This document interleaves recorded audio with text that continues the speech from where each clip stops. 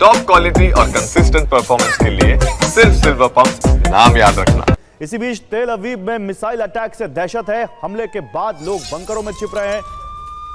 तेल अवीव में missile attack से दहशत के बाद लोग भागकर बंकरों में छिप रहे हैं और ये अक्सर हो रहा है, दिन में कई बार हो रहा है। लोग कुछ भी कर रहे हैं, सायरन बजता है, तुरंत वो भागकर बंकरों में छिपते हैं और उसके कुछ मिनटों बाद वहां पर मिसाइलें आकर गिरती हैं। ये देखिए कैसे लोग, ये मिसाइल अटैक ने वहां पर तबाही मचाई है और उसके पहले कैसे लोग बंकरों में छिपे। ये है तेल अवीव का इलाका, जहां पर देखिए चारों तरफ आपको यहां पर मलबा दिखेगा, सामान अस्त व्यस्त दिखेगा, जो वहां पर फर्नीचर रखा है बिखरा हुआ दिखेगा, कांच के टुकड़े आपको बिखरे हुए मिलेंगे, कांच टूटा हुआ मिलेगा। ये टोटली आपको कह सकते हो कमर्शियल इलाका लगता है, कमर्शियल स्ट्रीट लगती है, जहां पर कैफेज हैं, जहां पर शोरूम्स हैं, जहां पर दुकानें हैं, जहां पर लोग अपने घर परिवार के साथ जाते हैं खरीदारी करने, घूमने फिरने, और वहां पर यह अटैक हुआ है, जिसको देखकर आप कह सकते हो कि एक सिविलियन एस्टैब्लिशमेंट पर यह अटैक हुआ है। वहीं दूसरी तरफ गौरव, अब ईरान की तबरीज में भी अटैक की नई तस्वीरें सामने आई हैं। इजरायल ने थोड़ी देर पहले यहां पर स्ट्राइक को कैसे अंजाम दिया।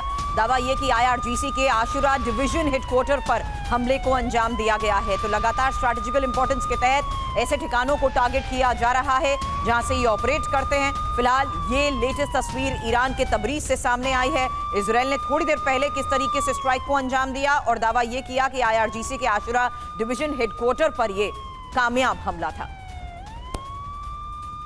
और ईरान में हमले पर अमेरिकी टेलीविजन नेटवर्क सीएनएन ने बड़ा दावा किया है। टॉम हॉक क्रूज मिसाइल से अटैक किया गया, यह सीएनएन ने दावा किया है। नतान्ज में 2 GBU-57 बॉम्ब गिराए, यह सीएनएन का दावा है। टॉम हॉक क्रूज मिसाइल के परीक्षण का वीडियो भी सामने आया है।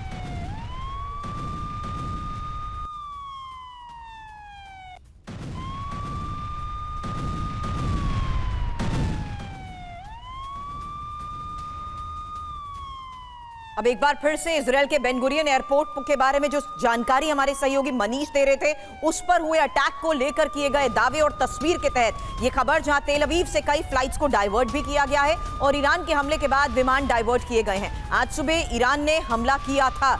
थोड़ी देर के लिए लगातार बड़ी हलचल के बीच ये खबर आई थी कि किस तरीके से ये एक कामयाब हमला था, लेकिन इस बारे में कॉन्फर्मेशन के साथ तेल अवीव से हमारे सहयोगी मनीष झा ने बताया कि किस तरीके से बेन गुरियन एयरपोर्ट को टारगेट करने को लेकर खबर थी, लेकिन सब कुछ ऑपरेशनल ही है। ऐसे में खबर यह भी है कि हालात को देखते हुए तेल अवीव से कई फ्लाइट्स को डाइवर्ट भी किया गया और ईरान के हमले के बाद विमानों को डाइवर्ट करने का फैसला लिया गया है।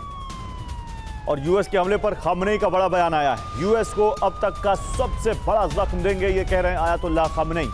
ईरान के जवाब का इंतजार करे अमेरिका, खामनेई ने यह चेतावनी दी है। यूएस को ऐसा जख्म कभी नहीं मिला होगा, खामनेई ने यह भी कहा है।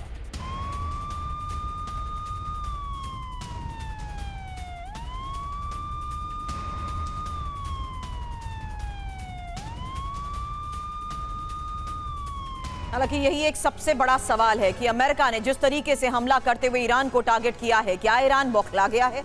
और अगर ईरान बौखला गया है तो अब रण आगे होगा भीषण, क्योंकि आयतुल्लाह खामनेई का फिलहाल जो बयान आया, हमले के लिए अमेरिका तैयार रहे, यूएस की एंट्री से अपूरणीय नुकसान और ऐसा हमला होगा जैसा सोचा भी नहीं होगा। हालांकि अमेरिकी बेस पर हमले की संभावनाएं अब और ज्यादा बढ़ गई हैं और अमेरिकी बेस ईरान की जद से दूर भी नहीं है। ईरानी परमाणु एनर्जी एजेंसी, जहां एनपीटी का उल्लंघन कर क्रूर हमला हुआ, उनकी तरफ से कहा गया हमलों पर आईएईए की चुप्पी से भी हैरानी है। ईरानी एन कार्यक्रम आईएईए की निगरानी में और दुनिया को हमले की निंदा करनी चाहिए। ईरान का परमाणु कार्यक्रम नहीं रुकेगा। ऐसे में सवाल दत्ता सर आपसे, क्योंकि इंटरनेशनल ऑब्जर्वर्स को वाकई ईरान ने जिस तरीके से मिसाइल्स के जरिए इजरायल को, तेल अवीव को नुकसान पहुंचाना शुरू किया, चौंका कर रख दिया है। ऐसे में अमेरिका के इस हमले के बाद क्या हो सकता है ईरान का अगला एक्शन? यही एक और सबसे बड़ा सवाल।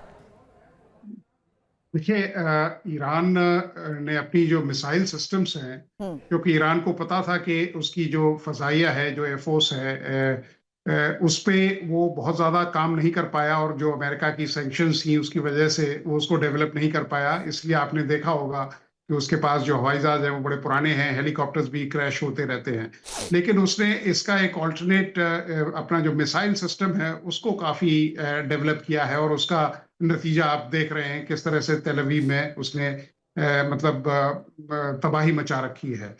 ईरान मेरे हिसाब से अभी अगर रिटेलिएट करेगा अमेरिका के खिलाफ, तो वो उसके जो बेसिस हैं उन पे अटैक करेगा जो ईरान के आसपास हैं, क्योंकि और या वो उसके जो वेसल्स हैं या जो उसके एलिमेंट्स हैं जो समुद्र में हैं, उनको वो अटैक करेगा। स्ट्रेट ऑफ हॉर्मुज को वो ब्लॉक करने की कोशिश करेगा। लेकिन उसे ये भी मालूम है कि अगर अमेरिका दोबारा इस तरह के कोई अटैक करता है तो ईरान के लिए ये एक बहुत बड़ी मुश्किल हो जाएगी। हालांकि रशिया ने उसके सपोर्ट में कई स्टेटमेंट दिए हैं, इनके फॉरेन मिनिस्टर भी रशिया जा रहे हैं, लेकिन रशिया अभी इस पोजीशन में नहीं है कि वो बहुत ज्यादा सामरिक तौर पे संसाधन ईरान को दे सके।